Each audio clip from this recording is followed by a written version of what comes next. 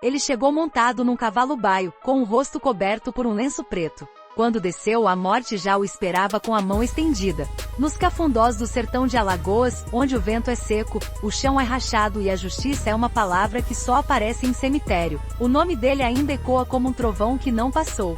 Floro Novaes. Um homem que não nasceu para viver muito, mas viveu o suficiente para fazer até os coronéis dormirem com um olho aberto e a espingarda no colo. Se você for até o Agreste e perguntar nos botecos empoeirados de Santana do Ipanema, ou nos mercados de Arapiraca, vai ouvir histórias que mais parecem lenda. Mas quem viveu ali sabe, tudo foi real. Floro existiu, matou, vingou, sumiu, e deixou uma trilha de sangue tão funda que nem o tempo ousa apagar. Essa história começa onde todas as outras histórias morrem, no abandono. Numa terra onde polícia não entra, justiça não pisa e os homens bons viram lembrança cedo demais. Foi nesse chão seco e esquecidão que Floro cresceu sem infância, sem brinquedo e sem ilusão. Aprendeu desde pequeno que palavra não vale mais que um tiro, e que se quisesse comer, tinha que tomar. Se quisesse viver, tinha que matar. Diziam que ele era filho do pecado, que nasceu de um estupro cometido por um fazendeiro velho e podre de rico, que abusava das moças da roça como se fossem gado. A mãe de Floro nunca falou. Morria de medo de olhar nos olhos dele e com razão. Porque aquele menino cresceu sem sorriso. Tinha os olhos sempre baixos, mas dentro deles morava alguma coisa que não era de Deus.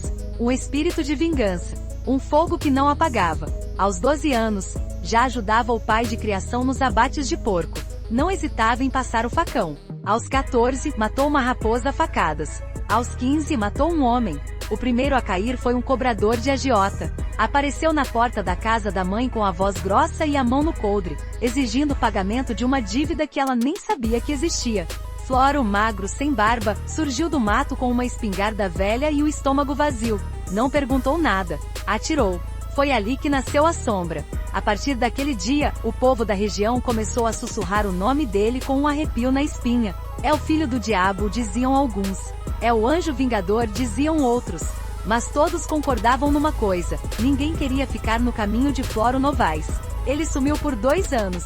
Alguns disseram que foi pro sertão de Pernambuco aprender com os cangaceiros velhos que sobraram das guerras de Lampião. Outros que se escondeu nas matas da Bahia, virando matador de aluguel para coronel. Mas quando voltou, era outro homem. Os cabelos longos, a barba rala, o olhar de bicho. Não falava muito. Mas quando falava, cada palavra era um presságio. E não demorou para começar a agir. O que diferenciava Floro dos outros matadores era uma coisa simples: ele escolhia por quem morreria. Ele só matava quem, na cabeça dele, merecia. Estupradores, agiotas, matadores de criança, traidores. Era como se tivesse um código de honra escrito a sangue, que ele seguia até o fim. Não matava inocente. Não matava por prazer. Matava por justiça. A justiça que o sertão nunca conheceu de verdade. E por isso mesmo, o povo começou a proteger ele. Dava comida. Escondia em casa. Mentia pra polícia. Porque Floro virou mais que um homem, virou símbolo. Um lembrete de que ninguém estava acima da dor de uma mãe. De que quem fazia mal ao povo uma hora ia pagar. Mas esse tipo de fama tem um preço. E esse preço vinha alto, com juros e correção de bala. Os coronéis começaram a se incomodar. Os traficantes da capital começaram a sentir o peso. A polícia, pressionada, resolveu agir. Mas agir como? Contra um homem que andava sozinho, que conhecia cada trilha, cada vereda, cada esconderijo no mato. Um homem que nunca usava celular, que não confiava em ninguém, que só aparecia quando alguém precisava de vingança. Começaram a chamar reforço, a montar dossiês, a oferecer recompensa. Mas quanto mais tentavam pegar Floro, mais ele matava. Com precisão, com frieza, com método. Como se fosse guiado por algo maior. Como se cada tiro fosse uma resposta divina a uma injustiça esquecida. E é por isso que essa história precisa ser contada. Porque o Brasil esquece rápido dos seus heróis e dos seus monstros. Mas Floro era os dois. Um homem que não cabia na moldura da lei, nem no limite do certo. Um homem que decidiu ser a lâmina afiada que cortava a garganta da impunidade. Um justiceiro que jamais pediu perdão. Um pistoleiro que dormia com os olhos abertos. No fim das contas, ele era o reflexo de um país que falhou com seu próprio povo. Onde quem grita por justiça morre sem resposta. Onde a lei é feita para proteger quem já manda. E Floro? Floro era o grito que virou pólvora. A lenda dele começa aqui. Mas o sangue vai escorrer por muito mais capítulo. Se gostar dessa história, confira outras aqui do canal e comente o que achou. Se inscreva no canal. Ativa o sininho. Nenhuma bala nasce sozinha. Antes do primeiro tiro, tem o mundo inteiro desabando por dentro. Antes de se tornar sombra e ameaça, Floro Novaes foi um menino esquecido. Esquecido pela justiça, pela sorte e até por Deus, como diziam os vizinhos. O tempo em que Floro usava calça curta e descalço corria pelo quintal da roça não durou muito, porque naquela terra seca de injustiça, infância é um luxo que morre cedo. Nasceu em 1986 numa casa de barro, coberta com telha quebrada, no povoado de Lagoa do Mato, zona rural de Batalha. Era o caçula de uma mulher muda e de um vaqueiro alcoólatra, chamado Silvério Novaes, homem conhecido por bater mais do que falar, que tratava a família como bicho e o mundo como inimigo. Floro cresceu em meio a gritos, surras e silêncio. Nunca soube o que era carinho, mas aprendeu cedo o que era medo. As brigas em casa eram constantes. O pai chegava bêbado da lida, jogava o bornal no chão e descontava nos filhos. Floro apanhava calado. Diferente dos irmãos mais velhos, nunca correu, nunca chorou. Ficava parado, olhando nos olhos do pai como se estivesse decorando o rosto de um futuro cadáver. A mãe, Maria Aparecida, era uma mulher magra, consumida, que não dizia uma palavra desde os 20 anos. Alguns diziam que ficou muda depois de ver o irmão ser esquartejado na frente dela por um coronel da região, num acerto de contas. Outros falavam que ela simplesmente se calou para sobreviver. Mas o certo é que ela só comunicava com o olhar. E o olhar dela pro filho mais novo era diferente. Não era de amor, era de medo. Um medo quieto, de quem sabe que criou um bicho que um dia vai morder. Floro não teve escola. Não teve caderno, lápis, nem brinquedo. Mas teve faca. Aos 10 anos já sabia destrinchar um bode como um matador de açougue. Era rápido, preciso, sem hesitar. Um dom natural para cortar carne, para encarar sangue, para ouvir o estalo do osso sendo quebrado e não tremer. E foi nesse ambiente que ele se formou, um campo de violência, abandono e sobrevivência. Nada de videogame. O que ele ouvia eram tiros ao longe, e o que via eram corpos sendo enterrados de madrugada para a polícia não saber. Cresceu entre criminosos e vítimas, entre injustiçados e covardes. Floro entendeu desde cedo que ninguém viria salvá-lo, e que o único jeito de sobreviver era virar pior que o mundo ao redor. Foi aos 12 anos que o estupim se acendeu. O pai, Silvério, agrediu a mãe com um pedaço de pau depois de uma bebedeira. Ela caiu no chão, com o olho roxo e sangue escorrendo pela boca. Floro viu. Não gritou, não correu, esperou o pai dormir e na calada da noite, se aproximou da rede com um facão amolado. Não matou, ainda não, mas fez um risco no braço do velho. Um corte reto, limpo, profundo.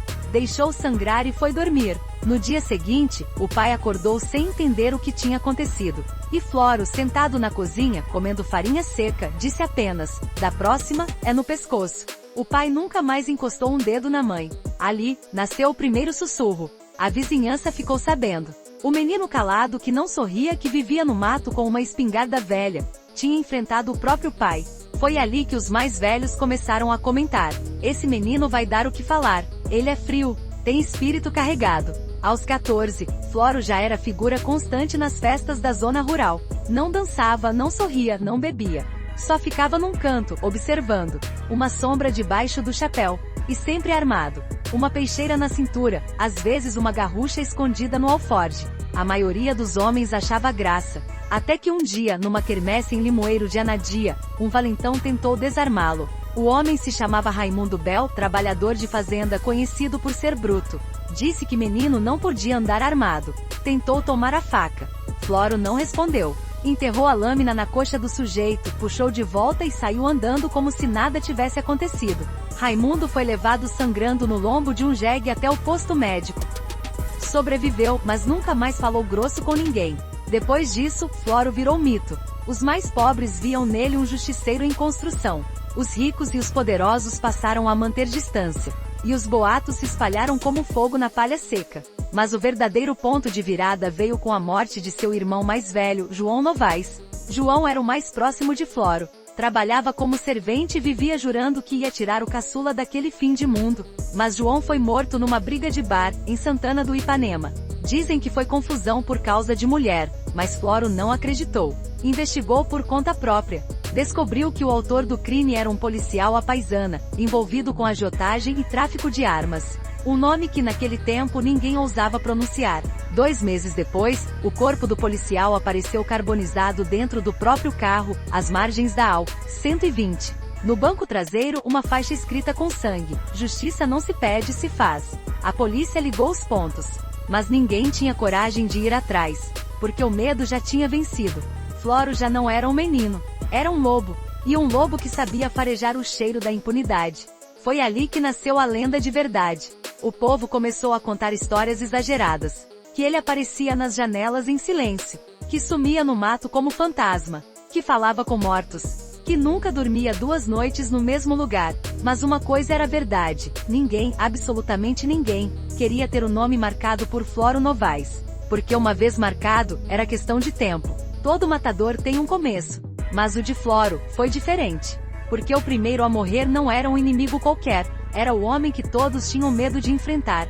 Foi numa noite abafada de novembro que Floro Novaes deixou de ser apenas um sussurro no vento e se tornou uma sentença de morte com nome próprio. O céu estava sem estrela, o ar parado como se até Deus estivesse segurando a respiração. No povoado de Curralinho, um bar chamado Recanto da Lua, reunia homens perigosos, bêbados e cheios de passado sujo. Era o reduto de um sujeito conhecido como Benedito Rocha, ex-policial militar expulso por tortura, que agora atuava como cobrador violento de agiotas da capital. Benedito era temido, não só porque andava com 3 pistolas na cintura, mas porque ria enquanto batia. Era do tipo que espancava por esporte, que mandava quebrar dedos de trabalhador por atraso de 3 dias.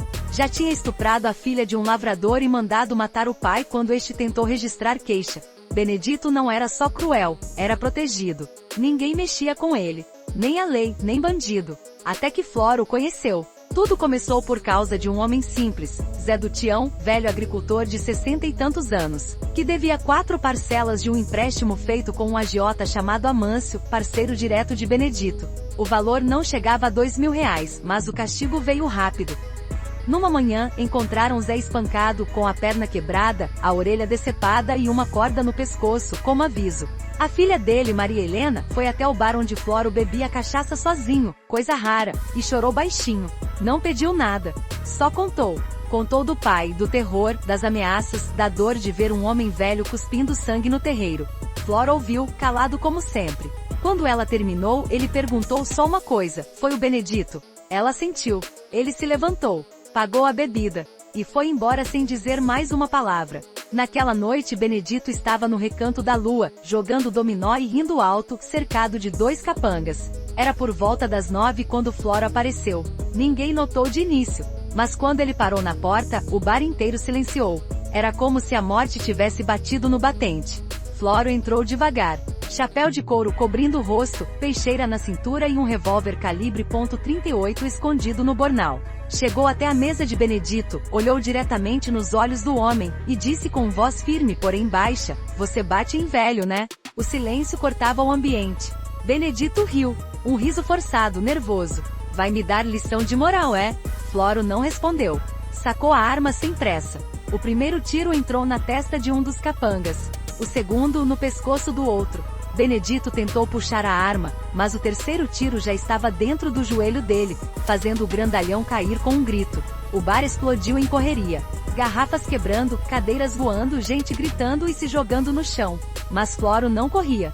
Caminhou até Benedito, que se arrastava no chão como um porco assustado. Agachou-se ao lado dele e sussurrou: "Isso é por cada velho que você bateu, cada mulher que você sujou, cada criança que você fez crescer no medo." E então, encostou o cano do revólver na boca do ex-policial e puxou o gatilho.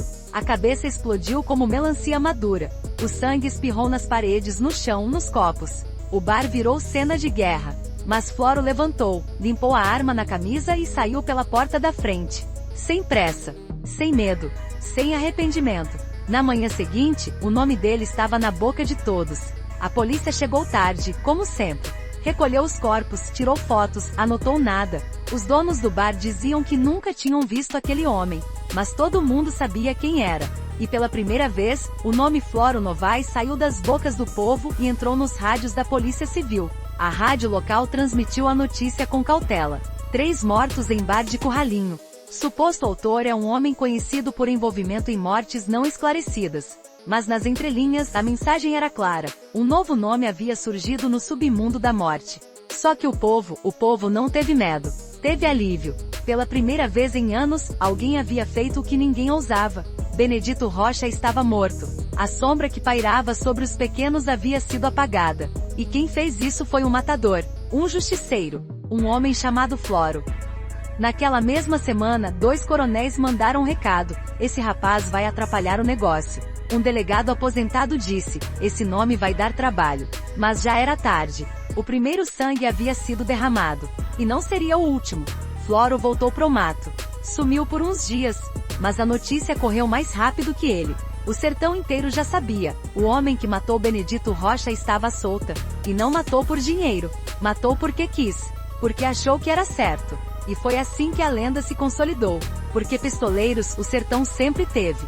Mas um pistoleiro que mata por vingança dos outros? Isso era coisa nova. Isso era perigoso. Isso era Floro Novaes. Depois da terceira morte, Floro não era mais só um homem. Era um aviso. O que era antes um nome sussurrado com desconfiança nas feiras e botecos, agora virava maldição em voz alta. Floro Novaes tinha cruzado a linha. Ele não era mais um matador misterioso, um justiceiro de roça, um jovem revoltado com a miséria. Era um problema real, um inimigo do sistema, uma ameaça de carne, osso e pólvora. Depois do assassinato brutal de Benedito Rocha, a palavra impunidade ficou engasgada na garganta de muito criminoso. Quem antes agia livre no sertão, com a certeza de que ninguém ousaria retaliar, agora pensava 2 vezes antes de levantar a mão contra uma mulher, extorquir um velho, ou enganar o lavrador. O nome de Floro era um fantasma armado. E ele sabia disso. Floro não correu. Não fugiu para longe. Ficou por perto. Começou a circular pelas redondezas de Olho d'Água das Flores, Canapi, Monteirópolis e Inhapi, sempre surgindo quando alguém chorava por justiça. Começou a frequentar as feiras disfarçado, ouvir conversas, escutar histórias. Se um pai relatava que o filho havia sumido após desentendimento com algum fazendeiro, Floro sumia por dias. E logo depois, alguém era encontrado morto. Cada crime vinha com uma assinatura invisível, o silêncio, a precisão, e uma frase deixada escrita a sangue ou carvão. Quem mexe com o justo, encontra o fim. A população pobre, o sertanejo sofrido, passou a ver nele algo entre salvador e maldição. Alguns choravam de gratidão. Outros o temiam mais que aos próprios algozes. Porque Floro não dava segunda chance. Ele julgava com o próprio dedo no gatilho. As primeiras ofertas começaram a surgir. Coronéis da região, incomodados com a ousadia, tentaram comprar seu silêncio. Ofereceram terras, dinheiro, armas novas. Mas Floro não queria bens. Queria respeito. E o respeito que ele queria era o que se obtém com medo, com obediência, com sangue nos olhos. Então os coronéis mudaram de tática. Ofereceram alvos. Queriam usar Floro como ferramenta de limpeza. Um diabo útil. Ofereciam nomes de desafetos, prometendo proteção. Mas Floro cuspia no chão e virava as costas. Eu não sou cachorro de latifundiário, dizia.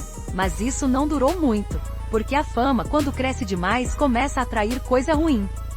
Floro passou a ser procurado não só por gente que pedia justiça, mas por criminosos querendo se aliar. Pistoleiros veteranos, milicianos da Zona da Mata, agiotas, chefes de tráfico do sertão pernambucano. Todos queriam uma fatia do prestígio. Alguns até tentaram se aproximar, fazer parceria, dividir território. Mas Floro não queria ser chefe de nada. Ele queria continuar matando quem merecia morrer. Aos poucos, criou uma rede de informantes espontânea. Lavradores, mototaxistas, comerciantes humildes. Gente que sem pedir nada em troca informava a ele nomes, endereços, histórias. Porque confiavam mais no gatilho de Floro do que no carimbo do delegado. E, em paralelo, a polícia começava a se incomodar. Delegados pressionados por políticos da capital. Comandantes de batalhão recebendo ligações de coronéis desesperados. Promotores sendo forçados a abrir investigações. Mas a pergunta era sempre a mesma: como prender um fantasma? Floro não tinha residência fixa. Dormia em mato fechado, dentro de buracos cavados na terra, escondido em casas de gente que jurava por Deus que ele nunca esteve lá. Nunca usava celular. Quando precisava se comunicar, mandava bilhete de próprio punho, escrito com letras tortas, entregue por crianças ou velhas. Era impossível rastrear. Nesse período, entre 2009 e 2014, estima-se que ele tenha matado ao menos 18 pessoas. Mas os números reais provavelmente passam dos 40. Nenhuma testemunha viva. Nenhuma arma encontrada. Só corpos. Corpos com sinais de execução, olhos abertos, muitos com inscrições no peito ou braços, marcados a faca. Pagou. Mentiu. Traiu. Um exemplo assustador foi o caso do fazendeiro Cícero Mariano, em 2012. Acusado de manter trabalhadores em regime de escravidão moderna, foi denunciado diversas vezes, mas jamais processado. Os relatos diziam que ele mantinha cativeiros em galpões, obrigando famílias a plantar e colher sem receber nada. As denúncias sumiam. Os denunciantes também. Até que uma manhã, o corpo de Cícero foi encontrado dentro do próprio silo de milho, com a língua arrancada e as mãos amarradas com corrente de cavalo. A inscrição nas costas dele, feita a facão, dizia: "O Senhor da terra colheu a colheita." Ninguém duvidou. Era Floro. A assinatura estava lá, não no corpo, mas na mensagem. Ninguém mais naquele sertão faria aquilo. Era justiça crua, sem poesia, sem alívio. A mídia regional já falava dele com misto de temor e admiração. Programas policiais sensacionalistas lançavam manchetes como: "Quem é o matador fantasma de Alagoas? Justiceiro ou assassino? A face oculta da vingança no sertão." Mas ninguém ousava dizer seu nome inteiro. Só o Vingador de Batalha ou o Cavaleiro do Mato. Enquanto isso, a elite suava, porque os rumores começaram a incomodar Brasília. Deputados com terras em Alagoas começaram a temer que seus segredos virassem sangue. E foi aí que o cerco começou a apertar. Montaram uma força-tarefa. Delegados importados de Maceió, helicópteros, drones, gente da inteligência. Queriam capturar Floro vivo ou morto. Mas o matador nunca estava onde o Estado queria que ele estivesse. Ele continuava solto. Continuava letal. Continuava invicto. Floro não era um homem. Era uma ameaça viva ao pacto de silêncio que protegia décadas de impunidade no interior. E quando um homem vira ameaça, ele vira alvo. Ele matava. Mas não matava por tudo. E quando matava, era porque no tribunal da sua cabeça, o réu já estava condenado. Floro Novaes não era movido por prazer, nem por dinheiro, apesar de já terem oferecido fortunas para ele. Não era psicopata. Também não era santo. Era outra coisa. Um tipo raro de fera que só morde quando enxerga pecado. Nos Sincões de Alagoas, onde a justiça chega de jegue, ou nem chega, Floro virou o nome de um novo tipo de julgamento. A justiça reta. Seca. Sem perdão. Mas não bastava ser odiado. Para morrer pelas mãos de Floro, o sujeito precisava ferir o que ele chamava de os 3 pilares da palavra: a inocência e o sangue. Quem traía a palavra, ou seja, quem prometia e não cumpria, quem mentia para se proteger ou quem denunciava alguém injustamente, era considerado verme. Floro dizia que a boca suja merece o silêncio eterno. E muitos calaram para sempre por conta disso. Um exemplo marcante aconteceu em 2013, quando Floro foi procurado por uma mulher chamada Daiane, moradora da zona rural de Dois Riachos. Ela contou que o marido estava preso injustamente, acusado de roubo de gado. O verdadeiro culpado era o cunhado do prefeito da cidade. Floro ouviu, investigou, agiu. O delegado local apareceu 3 dias depois com a boca costurada com arame farpado, abandonado vivo na frente da delegacia junto com um bilhete. Mentiu por dinheiro. Quase destruiu um inocente. Ninguém morreu naquele caso. Mas ninguém nunca mais mentiu naquele cartório. Já quem ferisse a inocência pagava com a vida. E esse era o pecado que Floro mais perseguia.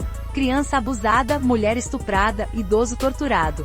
Esses casos despertavam nele um ódio que nem o tempo acalmava. Nessas situações, Floro se tornava um animal caçador. O tipo de matador que não atirava à distância. Queria ver nos olhos da vítima o arrependimento. Queria fazer do último suspiro um pedido de desculpas que nunca viria.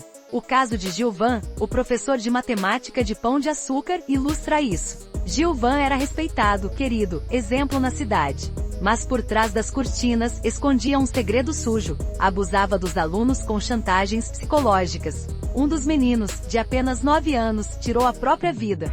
Floro ficou sabendo. E como era de costume, sumiu por 4 dias. No 5º, Gilvan foi encontrado amarrado numa cadeira dentro da própria casa, com os olhos arrancados, os dedos quebrados e a genitália mutilada. Na parede, escrito com sangue: "Agora ensina o inferno." Foi o crime mais comentado do ano. E mesmo com toda a brutalidade, muita gente aplaudiu em silêncio. Porque todos sabiam.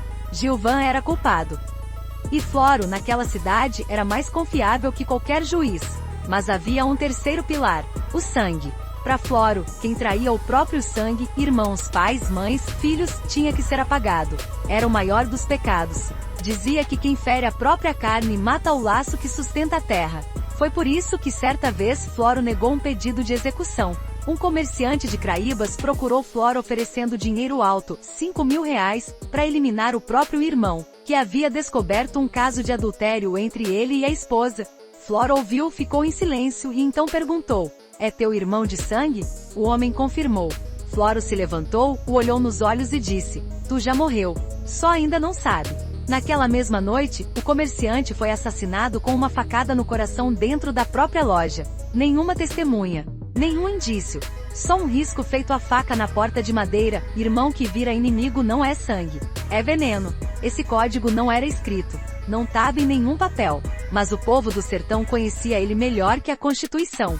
Floro não matava por roubo comum. Não executava ladrão de galinha, nem moleque de favela. Ele matava quem tinha cruzado a linha. Quem tinha machucado os fracos. Quem vendia justiça. Quem cuspia na alma dos outros. E por isso, mesmo sendo temido, ele era respeitado. Gente pobre escondia ele.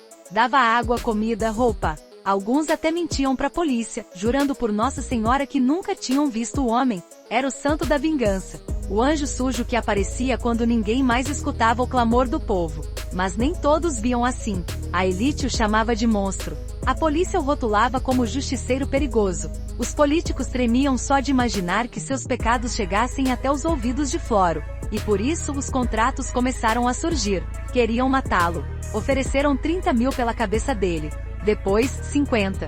Por fim, 100 mil. Mas ninguém tinha coragem de aceitar. Porque o que se dizia era simples: aceitou matar Floro. Já tá morto. Porque até quem tentava traí-lo virava pó. Certa vez, um rapaz de Mata Grande, apelidado de Neguinho da Estrada, tentou emboscar Floro em troca da recompensa. Armou uma cilada com mais 3 homens, todos com pistolas e fuzil emprestado.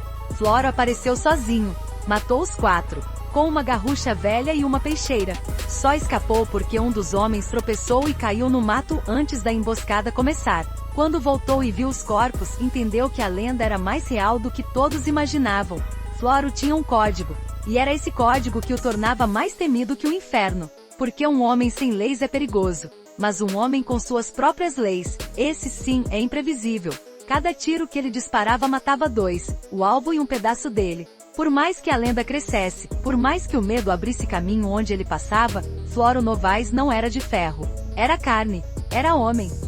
E homem que mata demais começa a ser assombrado, não só pela polícia, mas por aquilo que não se vê no retrovisor. Os anos de sangue deixaram cicatrizes que ninguém via. Nos olhos, ele continuava frio. Nos gestos, seguia calculista. Mas por dentro, a alma dele era uma casa escura, trancada por dentro, cheia de barulho.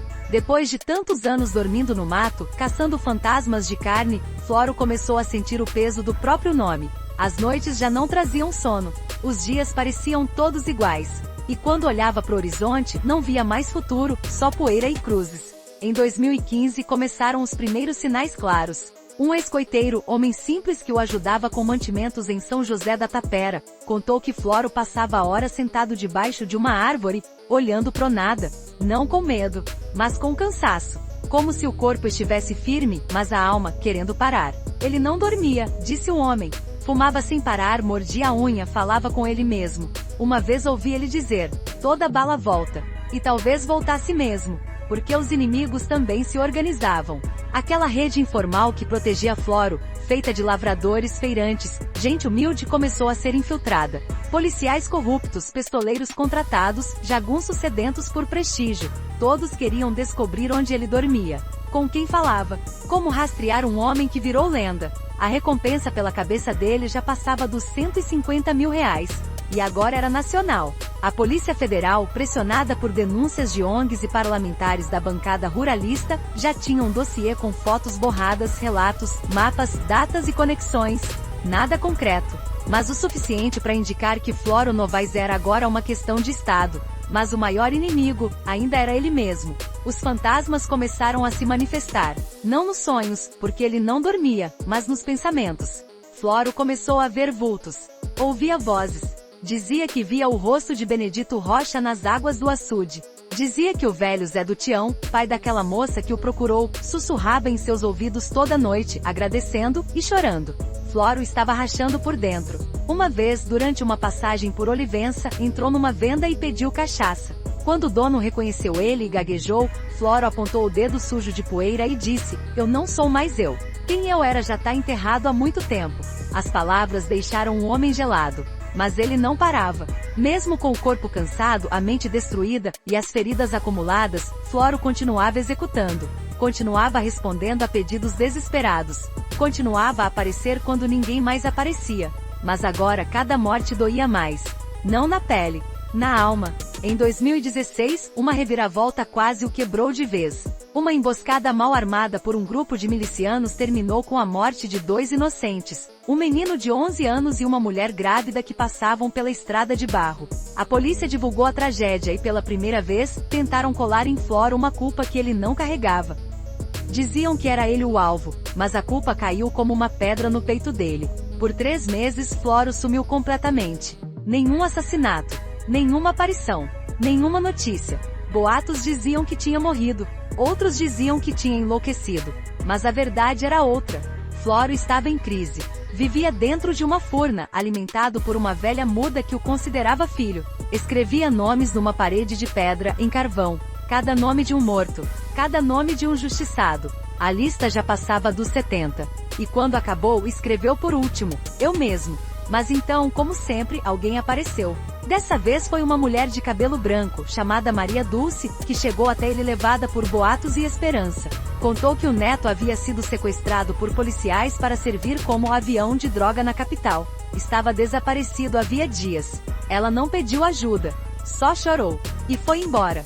2 dias depois, Floro reapareceu. E a lenda reacendeu. Naquela semana, 2 policiais foram encontrados mortos numa estrada de barro, com as mãos decepadas e os olhos costurados com linha de pesca. O garoto foi libertado, amarrado com fita no meio de um campo de milho vivo. A imprensa explodiu. Manchetes voltaram com tudo. O Vingador retorna. Floro Novaes está vivo e ativo. Justiça pelas próprias mãos volta a aterrorizar Alagoas. Mas a verdade é que ele nunca tinha parado. Só precisava respirar. A violência, como qualquer veneno, cobra juros. E Floro, por mais temido que fosse, estava pagando com a alma. Não tinha amigos. Não tinha lar. Não tinha paz. Não podia amar, porque qualquer um ao lado dele virava alvo. E ele sabia disso. Uma mulher com quem se envolveu brevemente foi executada por engano numa ação policial. Um velho aliado morreu envenenado. Um garoto que o ajudava a se locomover foi espancado até a morte. Tudo ao redor de Floro virava sombra. E mesmo assim ele não recuava, porque no fundo, sabia que já não havia volta. O caminho dele era de terra batida e cruzes plantadas. Era o preço de carregar um código de honra que ninguém mais queria sustentar. Era o preço de virar lenda ainda vivo. Até a bala mais certeira um dia encontra o fim do tambor. Floro sabia que o tambor dele estava girando pela última vez. O sertão ficou diferente naquela semana. Não choveu, não ventou, não teve feira. As folhas das árvores pareciam segurar o ar, como se a própria natureza tivesse percebido o que estava por vir. Algo ia acontecer. Algo grande. Algo final. Floro Novaes, o justiceiro do mato, o homem que zombou da morte por quase 2 décadas, estava cercado. Mas não era um cerco qualquer. Não era um grupo de soldados sem alma. Era uma operação montada em silêncio, com inteligência, com dinheiro, com ódio. Foram 7 meses de preparação. A ordem não partiu de um delegado. Veio de mais acima. Muito acima. 3 deputados federais, 2 coronéis aposentados e um promotor público, todos com passados sujos e medo de virar parte da lista de Floro, financiaram, em segredo, uma caçada fora da lei. Criaram uma força-tarefa clandestina. Homens contratados no sul do país. Ex-militares. Pistoleiros reformados. Agentes com passagem por esquadrões da morte. O líder do grupo era conhecido como Major Fontes, ex-capitão do exército, expulso por envolvimento em desaparecimentos durante operações em favelas. Um homem frio sem apego, especialista em eliminar problemas incômodos. A missão era clara: eliminem Floro Novaes. Sem rastro. Sem corpo se possível. Mata e queima. Fontes aceitou com prazer. Para ele, Floro era só mais um selvagem que se achava maior que o sistema. Mas o erro dele foi achar que Floro não sabia. Porque Floro sempre soube. O povo sussurra. A terra avisa. O mato canta diferente quando o inimigo se aproxima. E quando Floro passou por uma casa em Cacimbinhas e viu uma mulher escondendo o filho com medo, ele entendeu. A caçada tinha começado. Ele não correu. Escolheu onde morrer. Foi até uma antiga casa de farinha, esquecida entre 2 serras, a meia hora de caminhada do povoado de Jacaré dos Homens. Lá, ele havia vivido escondido em tempos difíceis. Lá, ele tinha enterrado armas, munição, mantimentos.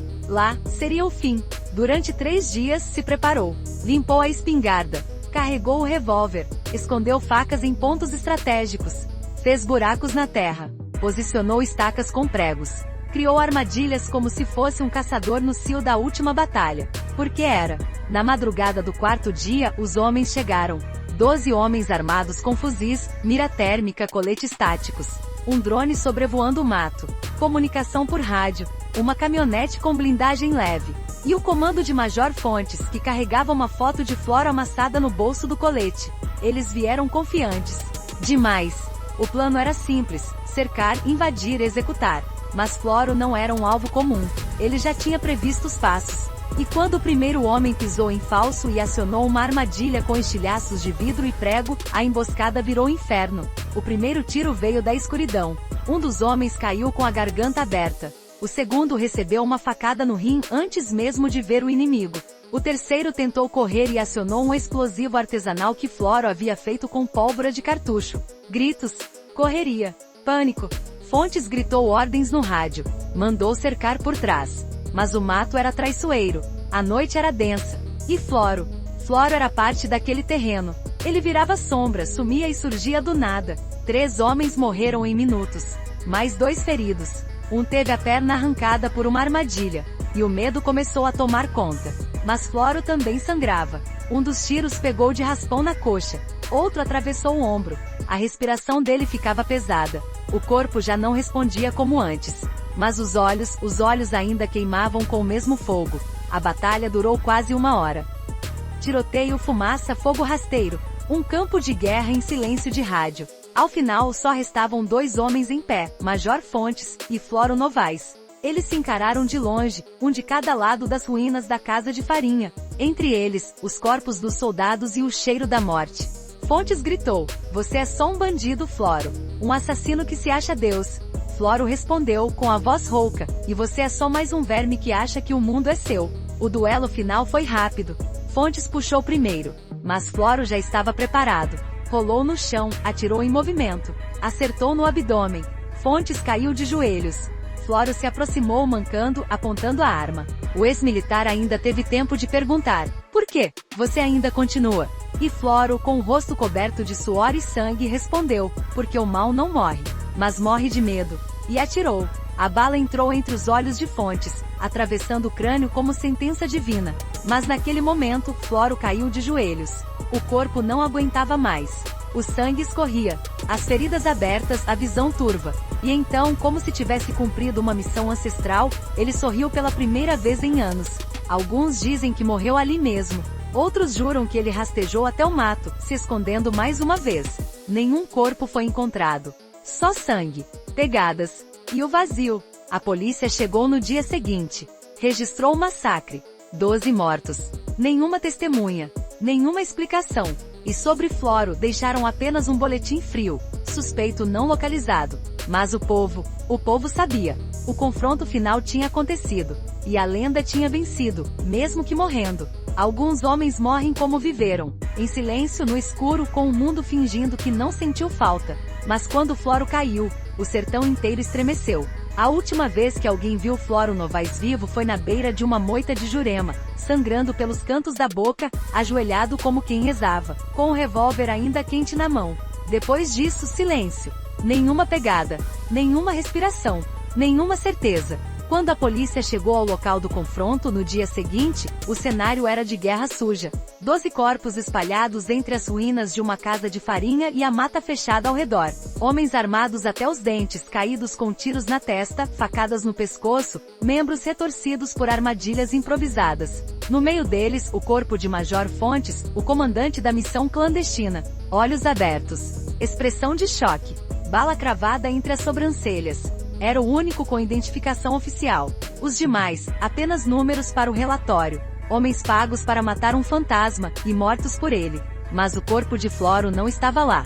As equipes vasculharam o local por 3 dias. Cães farejadores. Drones. Helicópteros. Nada. Havia sangue no chão, pegadas trêmulas que sumiam no meio da mata. Mas nenhum sinal de corpo, de arma, de roupa. Era como se o matador tivesse se desfeito no vento. A lenda tinha desaparecido como surgiu, do nada. Na ausência de um corpo começaram os boatos. Uns diziam que ele se arrastou até um velho buraco de raposa e morreu ali soterrado como queria. Outros falavam que uma senhora misteriosa o recolheu e o enterrou em segredo, numa cova rasa cercada de cruzes pequenas, em algum vilarejo esquecido. Mas teve quem dissesse que ele não morreu. Teve quem jurou ter visto um homem mancando, com olhar de fera ferida, atravessando a estrada de barro de Poço das Trincheiras, 2 dias depois do massacre. Um vaqueiro disse ter cruzado com um velho de olhar profundo no alto da Serra do Mochotó, que perguntou: "Ainda tem injustiça por aqui?" Depois desapareceu na neblina. Seja como for, oficialmente, Floro Novaes nunca foi localizado. A Secretaria de Segurança Pública de Alagoas emitiu um relatório com um parágrafo vago. Diante da ausência de corpo, não é possível atestar com precisão a morte do investigado. As investigações continuam. Mas nas ruas, nas feiras, nas roças, o povo já sabia. Floro havia cumprido sua jornada. Estivesse morto ou vivo, ele já não era mais homem. Era mito. Uma entidade. Um nome que continuaria assombrando quem fizesse mal ao pobre, ao inocente, ao esquecido. Nos dias seguintes, o clima nas cidades sertanejas era estranho. Uma mistura de alívio e luto. O terror constante de ser marcado por Floro havia acabado. Mas junto com ele, acabou também a única justiça que muita gente conhecia. Maria Dulce, a avó daquele menino que Floro salvou dos policiais, deixou uma flor em cima de uma pedra no meio da estrada onde o menino foi encontrado. Em cima dela, escreveu com giz: "Obrigada, homem sem nome. O céu tem uma cadeira esperando." Na rádio local, uma música de viola tocou em homenagem ao Anjo Vingador do Mato.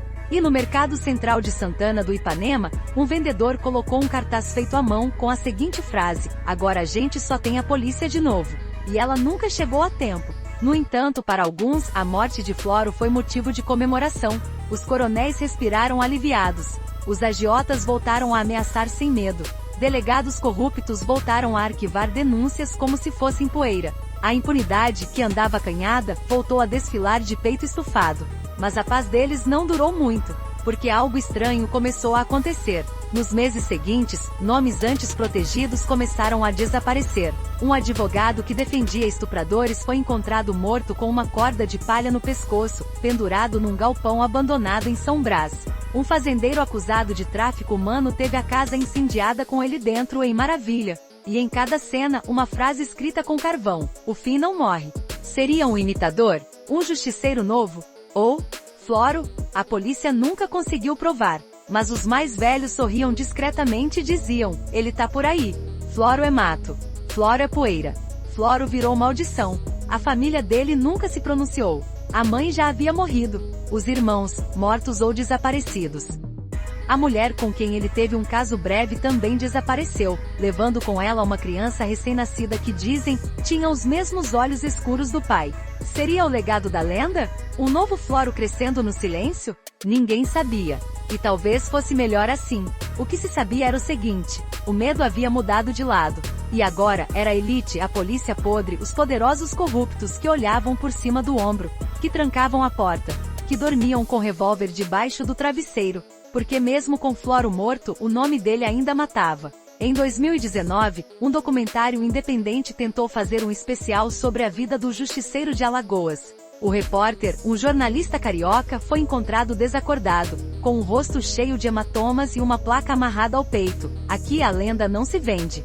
Desde então, ninguém mais tentou. O corpo nunca apareceu. A morte nunca foi confirmada. A lenda nunca acabou. Mataram o homem, mas esqueceram de matar o nome. Floro Novaes desapareceu do mundo dos vivos, mas não da boca do povo. Pelo contrário, quanto mais o tempo passava, mais o nome dele crescia, porque certas histórias não dependem de provas, só de medo. E o medo no sertão viaja mais rápido que qualquer viatura. Nos primeiros meses após o confronto na casa de farinha, a poeira ainda estava baixa. A morte do pistoleiro era apenas um rumor. Os jornais tratavam com cautela. A polícia evitava mencionar o nome. Os poderosos fingiam que o assunto tinha se encerrado. Mas o povo não esqueceu. A cada novo crime impune, alguém lembrava dele. A cada injustiça engolida a seco, alguém murmurava o nome que ainda pesava no vento: Floro. E logo começaram os sinais. Em Santana do Ipanema, uma criança foi encontrada recitando, sem nunca ter aprendido, a frase que costumava ser deixada nos corpos de suas vítimas: "Quem trai o sangue, fede pro mundo." Em Olivença, um homem tentou matar a esposa a facadas. Quando a polícia chegou, encontrou o agressor com os pulsos cortados e a palavra verme talhada no tórax com lâmina fina. Nenhuma testemunha. Nenhuma pegada. Só uma sombra que desapareceu no mato. Boatos? Provocações? Fanatismo? Ninguém sabia. Mas a pergunta ecoava: Floro morreu mesmo? O mistério virou alimento para mitologia. Começaram a surgir músicas, modas de viola, emboladas, cordéis.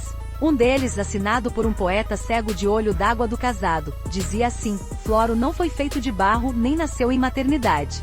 Foi forjado na injustiça, parido da crueldade. E se morreu, ninguém viu, pois lenda não tem verdade. As crianças nas feiras repetiam o nome dele como se fosse bicho-papão. Vai dormir, senão o Floro vem te buscar, diziam as mães. Já os velhos falavam com respeito. Chamavam de último homem de palavra.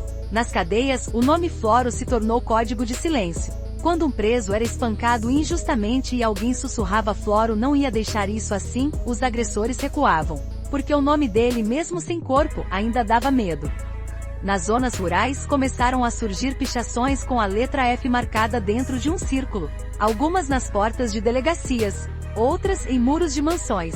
Era o povo gritando com tinta que o espírito da justiça ainda estava por perto. E como toda lenda surgiram os imitadores. Homens armados que diziam agir em nome de Floro. Alguns com boas intenções, justiceiros que protegiam comunidades. Outros aproveitadores.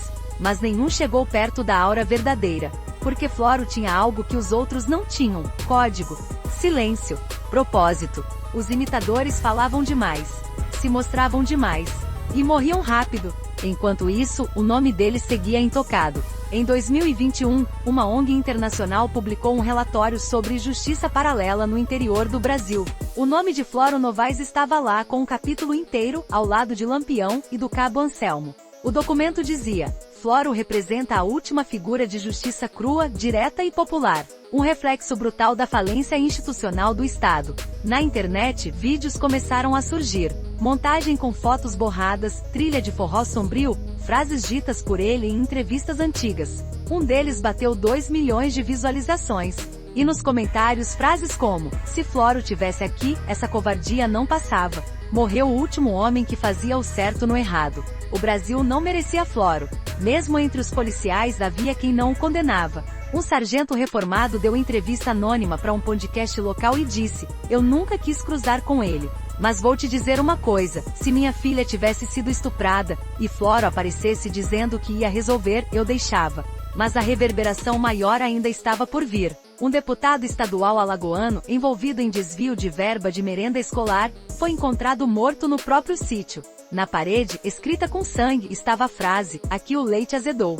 Ninguém foi preso. Ninguém foi acusado. Mas nas ruas, nos bares, nas postagens anônimas, o comentário era um só: Floro voltou. E é assim que a lenda permanece viva. Não é sobre estar vivo ou morto. É sobre continuar existindo mesmo na ausência. É sobre ser lembrado não porque se quer, mas porque se teme. Floro virou o barulho que ecoa no silêncio da omissão. Virou o reflexo no espelho dos covardes.